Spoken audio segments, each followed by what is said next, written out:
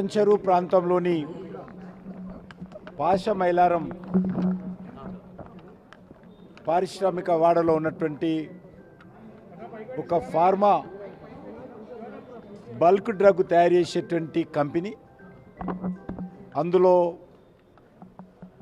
ఒక gas pipe line blast కావడము, దాంతో అక్కడ ఉన్నటువంటి భవనము పూర్తిగా కుప్పకూలి నేలమట్టం కావడము, అందులో పనిచేస్తున్నటువంటి కార్మికులందరూ కూడా ఆ కూలిపోయినటువంటి భవన శిథిలాలలో చిక్కిపోవడము.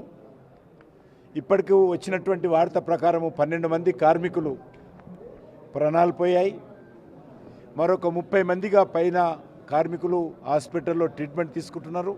తెలంగాణ భారతీయ జనతా పార్టీ తరఫున ఆ యొక్క ప్రమాదంలో చనిపోయినటువంటి కార్మికులకు ప్రగాఢమైనటువంటి సంతాపం వ్యక్తం చేస్తూ ఉన్నాము. ఆసుపత్రుల్లో ట్రీట్మెంట్ పొందుతున్నటువంటి కార్మికులందరూ కూడా త్వరగా కోలుకోవాలని భగవంతుని ప్రార్థిస్తున్నాము.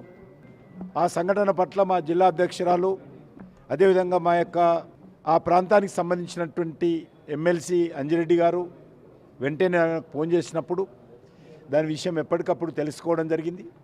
ఆ విషయము కేంద్ర ప్రభుత్వాన్ని దృష్టి తీసుకుపోయిన తర్వాత ప్రధానమంత్రి గారు కేంద్ర ప్రభుత్వం నుంచి చనిపోయినటువంటి వాళ్ళందరూ కూడా 2 లక్షల రూపాయలు, ఆసుపత్రిలో ట్రీట్మెంట్ పొందుతున్నటువంటి వాళ్ళందరూ కూడా 50,000 రూపాయలు వారు మంజూరు చేయడం జరిగింది. నేను ఈ సందర్భంగా రాష్ట్ర ప్రభుత్వాన్ని కోరుతా ఉన్నాను, 2 సెక్టార్స్లలో ఎల్లప్పుడూ పూర్తి స్థాయి పర్యవేక్షణ ఉండాలి. ఒకటి, ఈ యొక్క హైదరాబాద్లో ఉన్నటువంటి అనేకమైనటువంటి గోడౌన్స్లో కావచ్చు, పెద్ద పెద్ద భవనాలు కావచ్చు, వాణిజ్య భవనాలు, వాటన్నిటిపైన పూర్తి స్థాయి పర్యవేక్షణ చేయాల్సినటువంటి అవసరం ఉంది.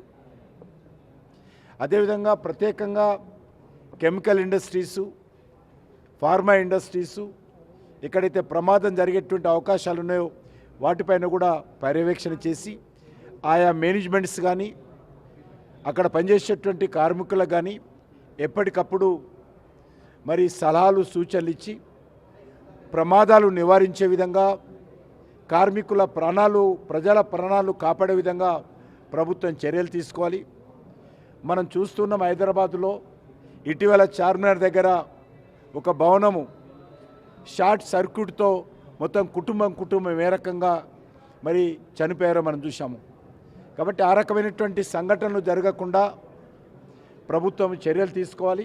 ఇది రాజకీయాలకు అతీతంగా అన్ని పార్టీల వాళ్ళము మరి ఈ రకమైనటువంటి సంఘటనలు జరిగినప్పుడు మరి బాధితుల పక్కన నిలబడతాము. ఈసారి కూడా అదేవిధంగా మా జిల్లా అధ్యక్షురాలి నేతృత్వంలో అక్కడ ఉన్నటువంటి కార్మికులకు అన్ని రకాల సహకారం అందించే విషయంలో వాళ్ళు ముందు ప్రయత్నం చేస్తూ ఉన్నారు.